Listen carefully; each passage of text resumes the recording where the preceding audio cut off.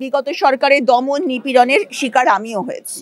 আমি ৩টা বছর আমি জেল খেটেছি, আমি সব হারিয়েছি, সব। আমি কখনোই ধৈর্যহারা হই না। আমার সহ্য ক্ষমতা অসাধারণ। এটা বন্দিনী দ্বিতীয় খণ্ড।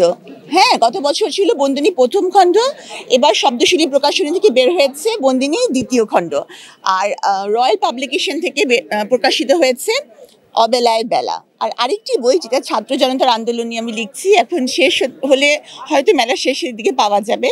তো ওটা একটা উপন্যাস, হ্যাঁ, যেটা ছাত্র জনতার আন্দোলন, সেটা নিয়ে লেখা।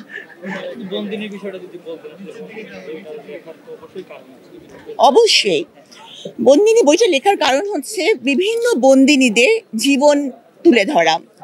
ওই বইতে যেমন ছিল বিভিন্ন বন্দিনীদের কথা, কেন তারা অপরাধ করেছে, কি প্রেক্ষাপটে বা কোন কারণে তারা অপরাধের সাথে সম্পৃক্ত হয়েছে, অথবা সম্পৃক্তই ছিল না, বিনা অপরাধে জেলে চলে গেছে তাদের ঘটনা।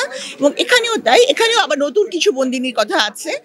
তো বন্দিনী, আমার এডিটর বলেন যে বন্দিনীর মাধ্যমে কারাগার সম্পর্কে, বিশেষ করে নারী কারাগার সম্পর্কে এরকম ইলাবোরেট এবং এমন সূক্ষ্ম রচনা বাংলা সাহিত্যে আর লেখা হয়নি। এটা আমার এডিটর বলেন। তো আমি মনে করি যে প্রত্যেকেই যখন পড়বেন তখন এটা বুঝতে পারবেন। তো এই জন্যই বলবো, আপনারা বন্দিনী দ্বিতীয় খণ্ড, প্রথম খণ্ড যেভাবে আপনারা পড়েছেন ঠিক সেভাবেই পড়ুন। সারা পাচ্ছে বন্দিনী দ্বিতীয় খণ্ড আজই এসেছে। তো আমি আশা করি এটা প্রথম দিন, দেখা যাক, পুরো মেলা আছে।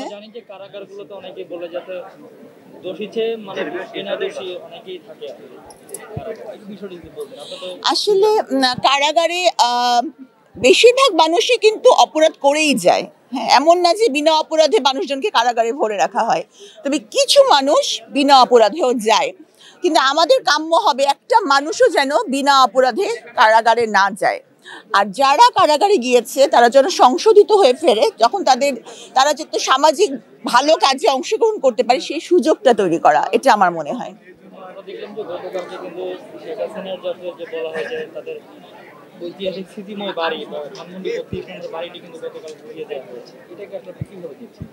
আসলে আমি এখানে আমার বন্দিনী নিয়ে এসেছি, আমি কোনো পলিটিক্যাল কোয়েশ্চেনের উত্তরে যাব না, খালি এটাই বলবো যে বিগত সরকারের দমন নিপীড়নের শিকার আমিও হয়েছি।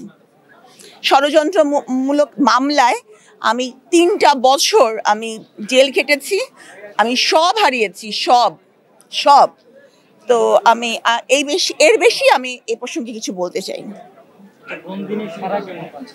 বন্দিনী দ্বিতীয় খণ্ড আজই এসেছে। আমি আজই আমার বন্দিনী দ্বিতীয় খণ্ড হাতে নিয়েছি। তো আমি আশাবাদী যে এই বইটি এবারও পাঠক নন্দিত হবে, ইনশাল্লাহ।